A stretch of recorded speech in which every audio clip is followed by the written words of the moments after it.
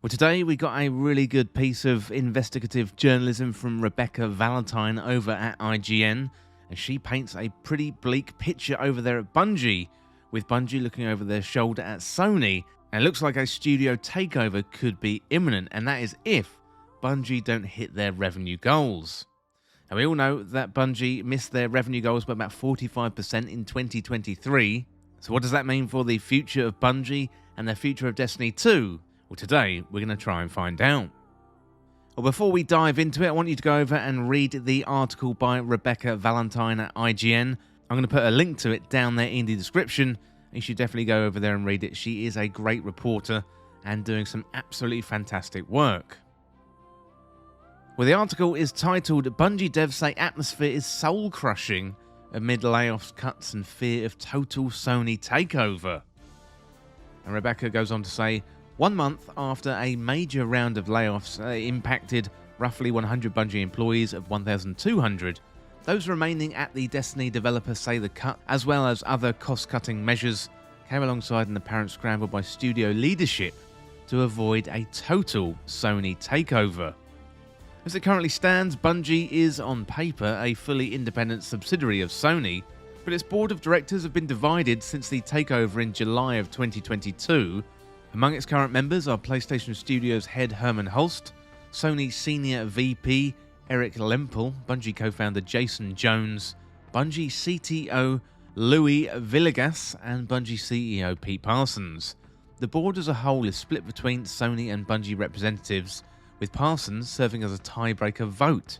But speaking to IGN under conditions of anonymity, multiple current and former Bungie employees describing a department meeting that took place shortly after the layoffs, in which leaders hinted that this shared power may not last forever. Now, Sony did not respond to IGN requests for comment, and Bungie also decided to decline to comment as well. So while the exact details of Sony's deal to acquire Bungie remain unknown to the public or employees, sources say they were told by leaders that the current split board structure is contingent on Bungie meeting certain financial goals.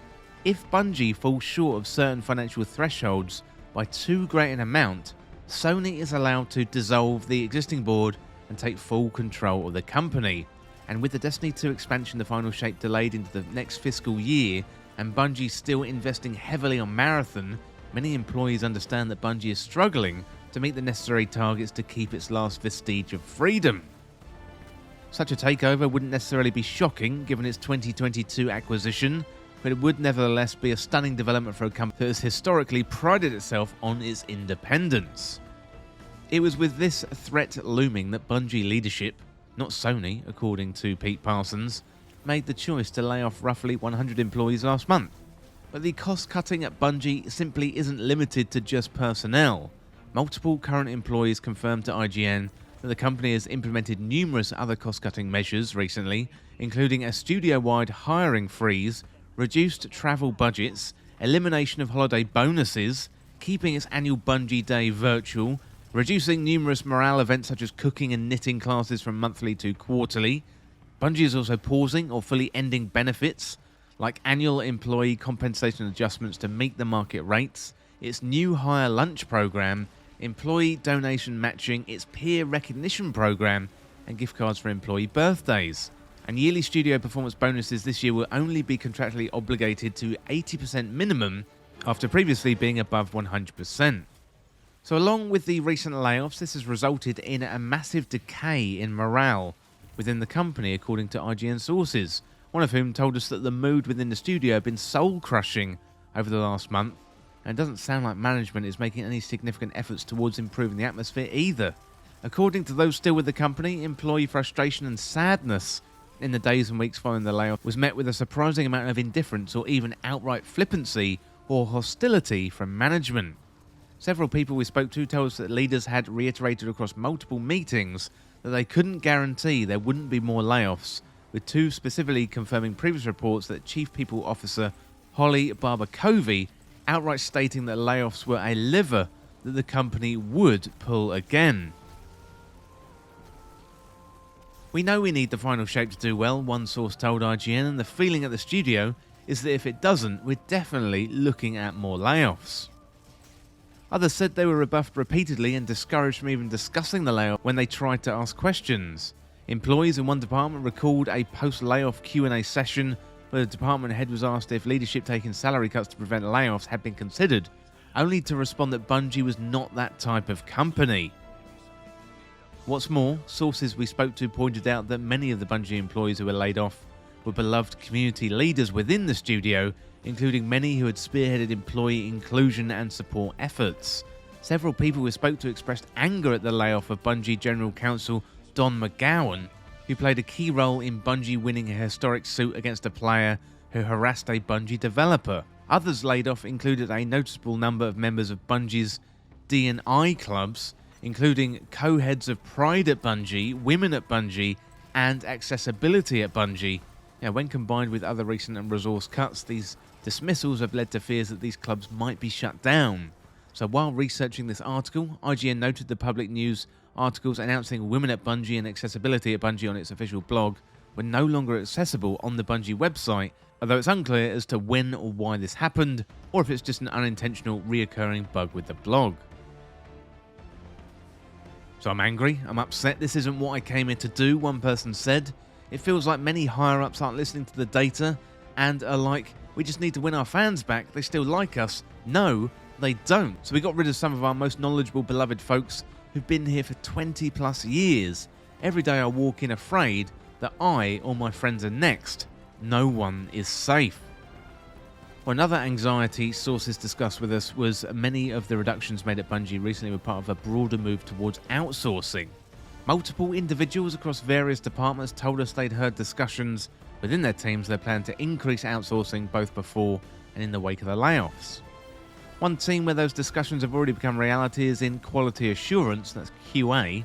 While outsourcing in QA is extremely common practice industry-wide, Bungie historically has also enlisted an army of in-house embedded QA testers working with individual teams. It's a setup the studio has prided itself on now for years, but QA sources within the studio are now afraid that the strategy is on its way out. We previously reported that Bungie's QA team saw a rash and mysterious departure in the months before the layoffs, and also noted a team-wide culture shift towards the general pool of testers consisting of both in-house and outsourced individuals. Former and current QA department members at Bungie tell us in the last year the team has seen increasing workloads and responsibilities, with more and more disciplinary actions taken for seemingly minor infractions. They also perceive growing hostility from the team and company leadership, including a meeting with QA, which was said to be referred to as leaders, as non-developers. So in total, sources tell us that over 10% of Bungie's internal QA department was either fired or laid off between early October and early November, including both the reported layoffs and also the departures leading up to them. In a year that will go down in gaming history due to the sheer number of layoffs and studio closures, Bungie's situation nonetheless stands out, and not for good reasons. As well-known, long-standing studio, despite historic culture problems, it's managed to cultivate an increasingly positive community of fans around a beloved game while improving its own internal culture by gradual degrees. But in the wake of an acquisition that shocked many Bungie employees that we've spoken to, seemed to be out of character with the studio's independent streak, it feels to many like all is falling apart. Beloved colleagues have been laid off, benefits are vanishing, and many feel the more people-orientated culture of recent years is being torn to pieces by the very Bungie leaders that touted it for so long. And all seemingly so those same leaders can retain their vestige of control over a company that's already been sold anyway. Yeah, folks are still there, very much feeling it's us versus them between leadership and workers, one person said. That trust has been eroded. So given the recent actions, the question of whether or not Sony will finally manage to swallow Bungie whole in a few months seems less and less important than the question of what Bungie's current management will do to lead the company forward today. Well, that was an absolutely excellent piece of journalism there by Rebekah Valentine. Definitely go over to IGN and check out that article. It's really, really good. But I think if there's one thing that you should probably take away from this article, it's this sentence. And it goes back to near the beginning of the article. If Bungie falls short of certain financial thresholds by too great of an amount, Sony is allowed to dissolve the existing board and take full control of the company. Well, Bungie is already falling short by 45% on their targets, and we've just started a 6-month-long season going into the final shape. That has been pushed back from February back until June. So Bungie are missing revenue targets already. That is only going to get worse over the next 6 months as we lead up to the final shape. Well, it really doesn't look like things are going well at Bungie at the moment, but I'd really love to hear what you think. Let me know down in the comments. Share with me what you think. Do you think Bungie should retain control? What do you think Bungie can do to actually turn this around? Or do you think it'd be good if Sony took over Bungie? Well, I don't know about you fans out there. I'm really enjoying Season of the Wish. It's just come out. We've got loads of great content. That dungeon was absolutely fantastic.